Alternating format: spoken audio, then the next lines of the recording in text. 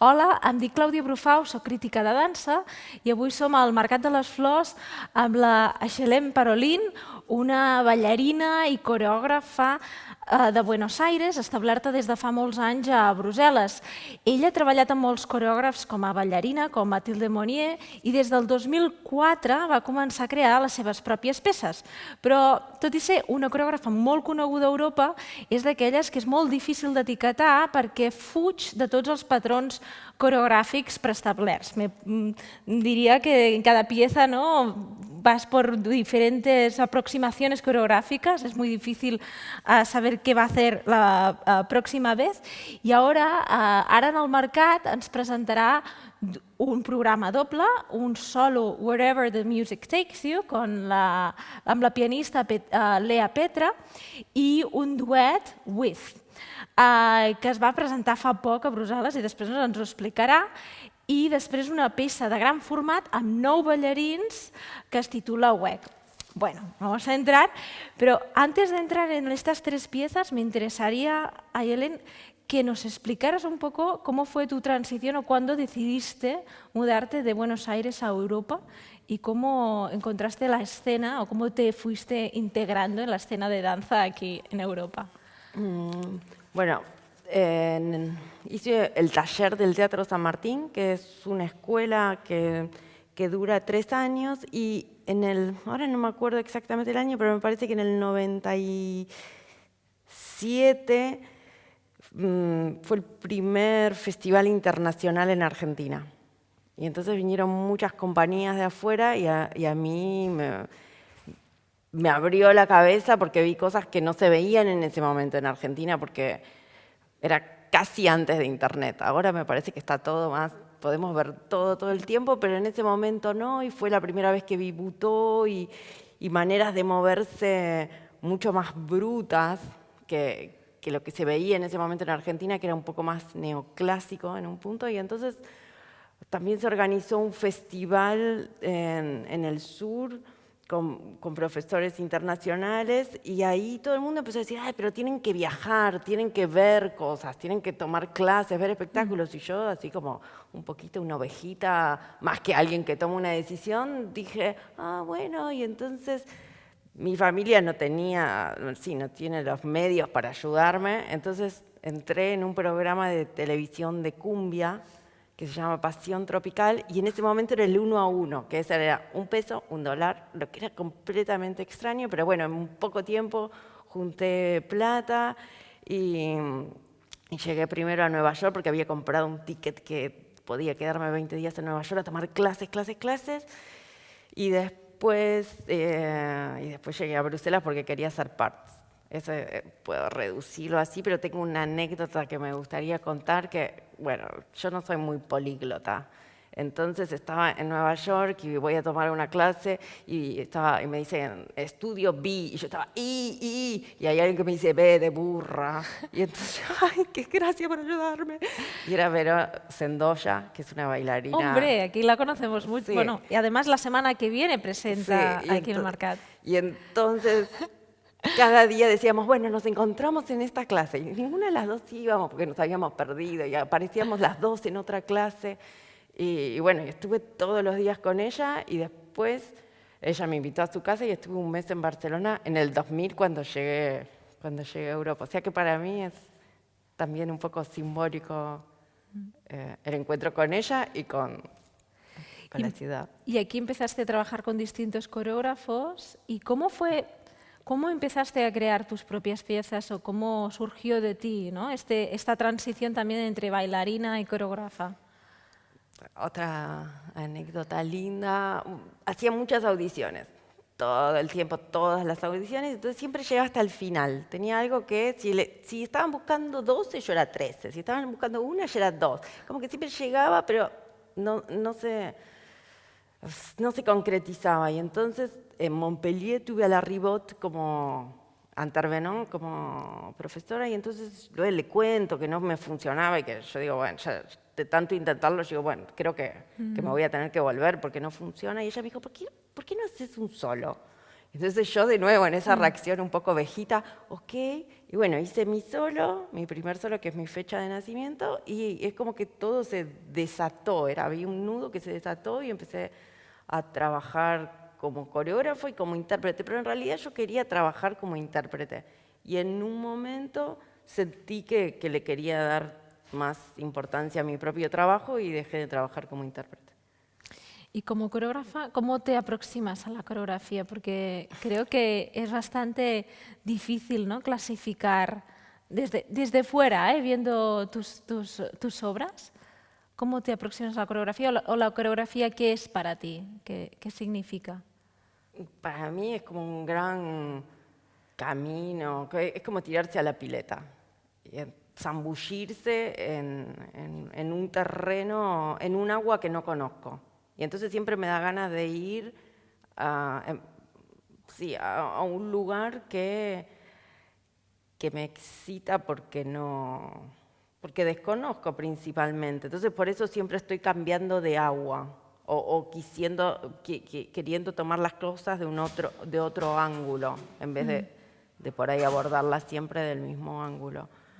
Y mi primer solo tenía que ver, me acuerdo en una audición que había hecho y que quedé hasta el final, entonces el coreógrafo se tomó el tiempo de darnos feedback personales y me dice, ay, sos demasiado latina. Y yo, ay, sí, pero ¿qué hago con esa información? Era como algo, y entonces quise trabajar sobre lo que había hecho, de dónde venía, sobre la identidad, sobre qué es ser una mujer, qué es ser una mujer en diferentes contextos, porque en Argentina hacía calor y yo tenía, no sé, un top así, un short así, y todo el mundo va así por la calle. Y me acuerdo que en Bruselas cuando llegué con la misma ropa sentía que me querían comer, entonces hubo como una especie de shock cultural, de reaprender los códigos que yo tenía, los tenía que dejar de lado para integrarme, para entender,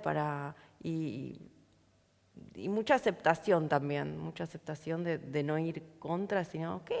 Como, de fluir, ¿no? Sí. Con lo tuyo. En tu solo, Wherever the Music Takes You, de hecho hablas de la impredictibilidad, ¿no? ¿Cómo lo abordasteis con Petra? Que es, de hecho, decir solo, ¿no?, cuando estáis dos en el escenario es, bueno, una palabra técnicamente casi incorrecta, ¿no? ¿Cómo os lo planteasteis? ¿Hay improvisación? ¿Cómo lo habéis trabajado? Sí, para mí es un dúo y es una pieza muy especial porque Lea creó la música y tocó la música de 6 piezas que creamos juntas. Pero nunca habíamos compartido el escenario, yo siempre estaba afuera. Y entonces fue, ¿cómo decir? Fue como tener una masa y hacer formitas y deformarlas. Para mí el trabajo coreográfico es bastante artesanal. Yo lo veo como, sí, como algo que se busca y que busca la sutilidad y en lugares que no son muy eficaces a veces. De hecho, con Lea ya llevas mucho tiempo trabajando, desde Erectics, creo que Sí. fue la primera pieza. Sí. ¿Cómo os encontrasteis y qué significa o qué ha aportado esta colaboración con ella, con su piano? Y es una manera muy particular, ¿no?, de aproximarse musicalmente al piano. Bueno, con Lea nos conocimos en el 2001, me parece, en un festival de cine hispanoamericano. Y entonces me acuerdo que no hacía mucho que estábamos las dos en Bruselas y que yo llevé un videíto de mi trabajo y ella me mostró un video yo me quedé muy impresionada con su trabajo y cuando empezamos a hacer Heretic yo ya tenía el vocabulario de movimiento y estábamos así con esa obsesión de los triángulos. Era como... Y entonces yo le mostré una improvisación y dije, ¿vos te parece que podés usar como el mismo leitmotiv en el piano? Y entonces me dijo, creo que sí. Y bueno, y es muy talentosa y tiene un lado muy brutal y animal y a la vez algo muy intuitivo. Y entonces me parece que los dos trabajos se complementan bien. Se complementaban, sí. Y también es muy exigente y entonces creo que hacía que que el trabajo avance de una manera que me parece interesante. Hay mucha libertad, supongo, en esta pieza muy... O sea, al abordar la impredictibilidad o absurdo o sentido del humor. ¿Me podrías contar un poco pues, cómo os encontráis en el escenario, cómo reaccionáis? Leí, por ejemplo, que a ti te ayuda mucho, ¿no? Cómo reaccionar a la música o lo que ella te propone. Sí, para mí tiene que ver un poco con vaciarse y volverse un canal y dejar que las cosas sucedan. Y sucedan de una manera, es bastante contradictorio, pero que no sean voluntarias, sino sí, dejar que las cosas pasen. Y bueno, para Lea es la primera vez que el piano está lleno de cosas que ella pone, saca. Y entonces todos esos objetos no siempre están en el mismo lugar, entonces los sonidos a veces son diferentes o hay algo que se cae y creo que era un poco aceptar la imperfección humana como algo bello y no como algo que tenemos que esconder. Y entonces jugar con, sí, como quizás hay algo de infantil y de buscar una cierta libertad. También supongo el placer, ¿no? De la imperfección o el placer de moverse porque sí o reaccionar a las cosas porque te sale, ¿no? Sí, para mí hubo un momento que sentí la necesidad de volver a por qué bailo, por qué, y ese sentimiento de placer que quizás sentí cuando era chica o podía sentir en una fiesta, voy a una fiesta y ¿cómo se podía ir a una fiesta? Sí, ahora es como ficción, ¿no? Sí, ahora no. Ahora es ciencia ficción. Sí, este placer, esta libertad, y digo, pero ¿cómo? ¿Este es mi trabajo? ¿Y por qué no lo abordo desde este lugar que es maravilloso? Y entonces fue como una especie de necesidad de volver a algo, a un sentimiento básico de placer, que para mí no es para nada pornográfico, no es para mostrar, sino es algo interno y puede ser muy chiquitito, pero que es volver a partir de ese lugar tan importante. De cuando nos movemos un poco en nuestro cuarto cuando somos adolescentes, ¿no? Un poco Sí. a este territorio refinado, eso sí. Has hablado de la imperfección y yo creo que en With también tratas, ¿no? Un poco la imperfección y el lado oscuro con dos bailarines. Déjame acordarme de los nombres, que me cuesta mucho. Eric y Alessandro. ¿Cómo cuando trabajas como, por ejemplo, un dúo que los dos bailarines son, supongo que creas con ellos, ¿cómo escoges estos bailarines y cómo vais investigando juntos con los intérpretes el tema que os proponéis? Bueno, esta fue una creación muy particular porque la empezamos el 25 de enero en confinamiento. O sí. sea, Y entonces creo que sí que eso influyó mucho el trabajo. Normalmente soy como muy selectiva, voy seleccionando. Y esta vez es como que no quería seleccionar, quería quedarme con todo. Quería quedarme como, ok, todo vale. Y entonces fue medio raro, pero es como que desde el primer día quería que todo lo que pasó el primer día quede. Y lo que pasó, y entonces en realidad soy todo lo contrario, es como que siempre busco la perla, esa...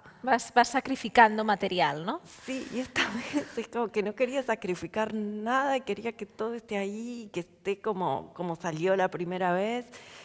Y fue una creación muy divertida, nos divertimos mucho, nos reímos mucho, quizás porque sabíamos que la pieza no se iba a ver nunca. Había algo como que cada día... Ahora se verá. Sí, ahora se verá. Pero como que cada día contaba porque se podía parar. Ese proceso creativo Claro. quizás no iba a llegar al final. Y entonces como que cada día tenía que tener un sentido. No sé si sentido, pero sí, tener un valor en sí mismo y no solo el objeto final. Como que muchas veces yo trabajo para Sí, para el resultado, sí, y además lo presentasteis delante de la crítica, ¿no? Y programadores en Bruselas, porque antes me has contado, ¿no? Que están abiertos los teatros para los profesionales, ¿no? Para el público. A nivel de fisicalidad, ¿has notado un cambio ahora trabajando en pleno confinamiento, en plena pandemia, en esta creación de las otras? ¿Ha cambiado tu fisicalidad o ha cambiado tu mirada? tenía como una necesidad muchísimo más grande de placer y de reír y de encontrar la vida que quizás no encontraba tanto afuera. Entonces es como que la pieza busca un poco mostrar el proceso creativo, como mostrar lo que normalmente tratamos de limpiar para que quede Sí, perfecto. que no se vea, ¿no? Las Sí, junturas. sí, y entonces tenía ganas de mostrar ese proceso porque me parece tan lindo, tan... Sí, es algo muy íntimo, muy lo que pasa en una creación. Entonces tenía ganas de jugar con esas, sí, con esos momentos de duda, eso, por ejemplo, cuando uno está marcando que no sabe si tiene que ir ahí o si tiene que ir ahí, es que ir para esta parte, y entonces hay algo de eso que quedó. Toda esta vida interna, Sí. a veces también de los intérpretes, ¿no? Sería la vida interna, ¿no? De una creación, ¿no? Que el público muchas veces pues no lo conocemos. En WEC lo creaste bueno, en un contexto muy diferente, ¿no? No conocíamos la pandemia por entonces, con 9 bailarines. Creo que WEC en neerlandés significa camino, ¿verdad? Y aquí quieres trabajar el concepto de grupo. ¿Cuál era el reto y cómo? Porque he leído, por ejemplo, que los bailarines tanto dicen que te aproximaste desde un punto de vista como del chamanismo, como que cantasteis We Are Family. Cuéntame un poco el reto de trabajar sobre el grupo. Para mí, bueno, como primero hicimos Whatever the Music Take You, WEG en un punto podría ser como 9 ayelenes. Bueno, no, como ese personaje de Whatever que se multiplica y como cada uno tiene un recorrido y en ese recorrido se cruza con otra persona y la registra y puede tener una cierta complicidad, pero no hay mucha relación. Y entonces, ¿cómo no perderse a uno mismo y a la vez estar juntos? Y entonces hay algo de estar juntos sin estarlo. Hay mucha contradicción. Sí, me gusta la ambigüedad, la contradicción en la creación. En realidad casi nunca estoy como de un lado. Es como trabajamos mucho con músicas pop, con Despacito, con músicas horribles que me encantan. Que Lea estaba Sin complejos, ¿no? sin complejos y por otro lado buscando algo como trascendental y entonces como si a veces me digo todos los caminos llevan a Roma, entonces si todos los caminos, no me hago mucho problema por el camino que elijo, si lleva a Roma. Yo solo viendo el tráiler, porque claro, no he podido ver la pieza, pero me inspiraba un poco de una especie de Alicia en el País de las Maravillas, ¿no? Un poco de locura divertida y de aquella y un poco oscura, pero siempre con sentido del humor, ¿no? No sé si es la intención de llevar el público por...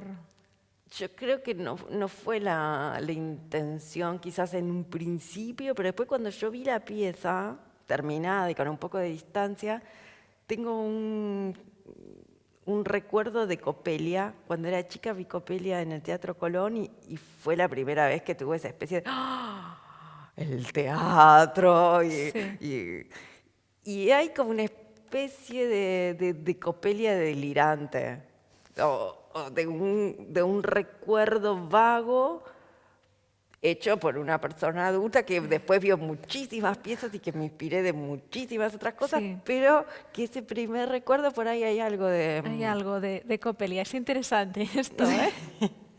Y ahora tú, o sea, esto es con 9 bailarines y además aprovechas este viaje porque para conocer al colectivo Hotel, con quien veremos, bueno, ahora trabajaréis, és una producció que es podrà veure, s'estrenarà al desembre del 2021 cuéntame cómo Ángels te invitó a trabajar con ellos y bueno, y cómo estás preparando el encuentro el lunes, porque sé que es el lunes, he hablado con ellas. Sí. Bueno, con Ángels nos vimos en Bruselas y me contó de esta compañía que hacen que se llama Hotel y que hacen piezas con números de habitación, de habitaciones. Y me pareció súper interesante y vi su trabajo y muy talentosos, así que tengo muchas ganas de encontrarlos personalmente porque nos vimos varias veces por Zoom, porque ya nos tendríamos que haber encontrado y las 2 veces se tuvo que posponer por problemas de la pandemia. La pandemia. Sí. Así que el lunes es el primer encuentro físicamente con ellos y a ver qué surge de aquí. Bueno, tengo mucha curiosidad porque conozco mucho al colectivo y bueno, a ellos los conocemos mucho también como bailarines porque han estado en diferentes compañías y con tu trabajo ahora podemos entrar, ¿no? Aquests dies podrem entrar a tu mundo, bueno, con 3 piezas, que es como un buen bautizo, ¿no? Pues nada, muchas gracias por tu tiempo, porque l'hem interromput de l'assaig, que ha hagut de baixar de la sala de Pinabaus. Y nada, mucha mierda. Muchísimas gracias.